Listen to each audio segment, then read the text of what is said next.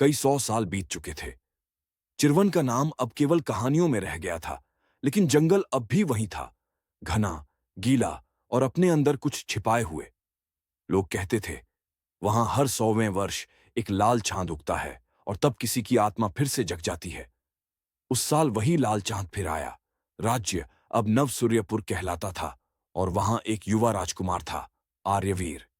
वह वीरेंद्र का वंशज था, मगर उसे इसका एहसास नहीं था कि उसकी नसों में वही रक्त बह रहा है जिसने एक बार पीछासिनी को मुक्त किया था।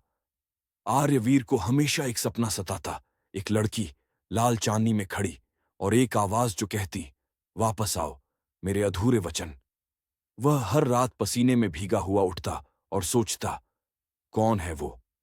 एक दिन जब वह महल की पुरानी पुस्तकालय में गया, उसे एक पुरानी माला मिली, रक्त लाल मोतियों की, जो खुद ब खुद धड़क रही थी।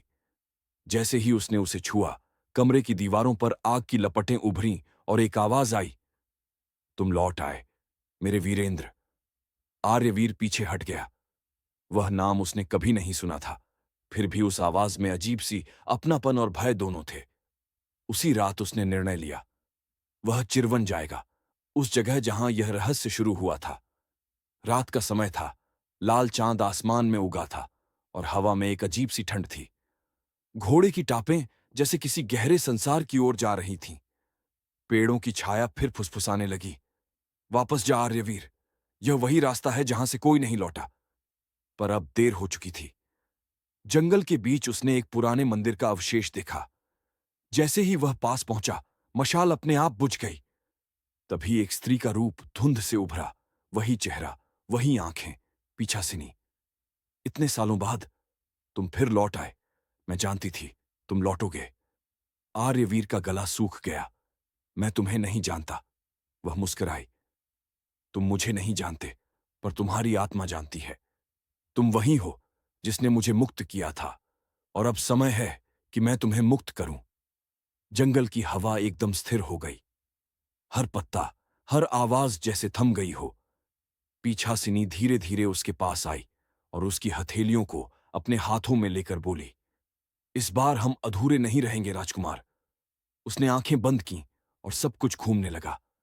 आर्यवीर को लगा जैसे वह दो दुनियाओं के बीच फंस गया है। उसने देखा, वही पुराना राजकुमार वीरेंद्र, वही श्राप, वही दीपक जो उसने जलाया था, और अब दीपक फिर बुझ रहा था। पीछासिनी बोली, अगर ये दीप बुझ गया तो हम दोनों इस दुनिया से मिट जाएंगे।